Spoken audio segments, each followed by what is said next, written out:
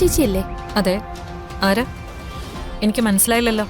എനിക്കൊരു കാര്യം പറയാനുണ്ടായിരുന്നു. അകത്തേക്ക് വരൂ. ഇരിക്ക്. എന്റെ പേര് പൂജ. ഞാനും പൃഥ്വിയും തമ്മിൽ കുറെ നാളായി അടുപ്പത്തിലാണ്.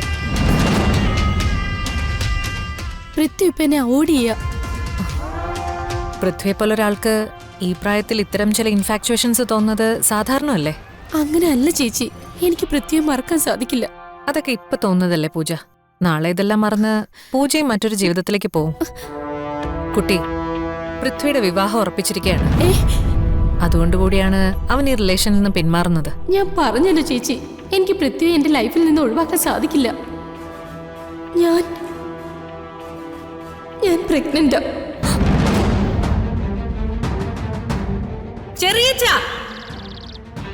നീ പറഞ്ഞ സത്യാണോ ആശി? അതെ, ഞാൻ നേരിട്ട് കേട്ട കാര്യമാ. ഗിഫ്റ്റ് വാങ്ങി വന്ന് അവിടെ മുത്തശ്ശിയോട് പറയുമ്പോ എല്ലാം ഞാൻ മറിഞ്ഞെന്ന് കേൾക്കുന്നുണ്ടായിരുന്നു.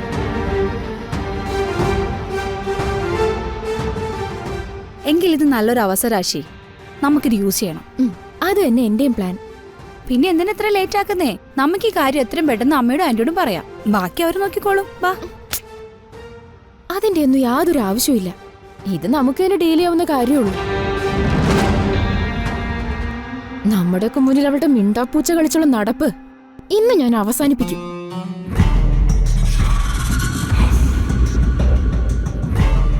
പൂർണിമ, എന്തിനാ എല്ലാരെയും വരാൻ പറഞ്ഞേ? പറയാം. ഇതാരാ മോളെ? അതാ എനിക്കും അറിയണ്ടേ. അതറിയാനാ നിങ്ങളെല്ലാരും വിളിച്ചു വരുത്തിയത്. എവിടെയോ കണ്ടിട്ടുണ്ട്, പക്ഷെ എവിടെയാണെന്ന് ഓർക്കുന്നില്ല. നീ കാര്യം പറ പൂർണിമേ. അത് പറയേണ്ടത് ഞാനല്ല. പിന്നെ ഞങ്ങൾക്കാർക്കും അവളെ അറിയില്ല.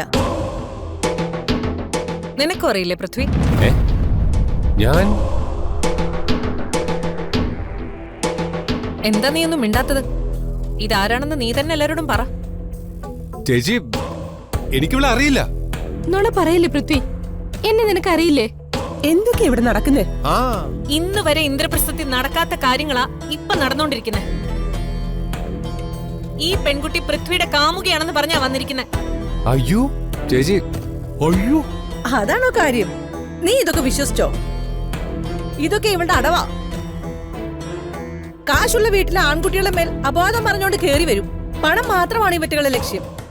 പണത്തിന് വേണ്ടി ഒരു പെൺകുട്ടി ഗർഭിണിയാണെന്ന് പറയോ? നോ. അയ്യോ, ഇതൊക്കെ വെറും നുണയാ. ഞാൻ ഇവളും തമ്മിൽ അങ്ങനെ ഒരു ബന്ധവുമില്ല. ഇങ്ങനെയൊന്നും പറയരുത് പൃഥ്വി.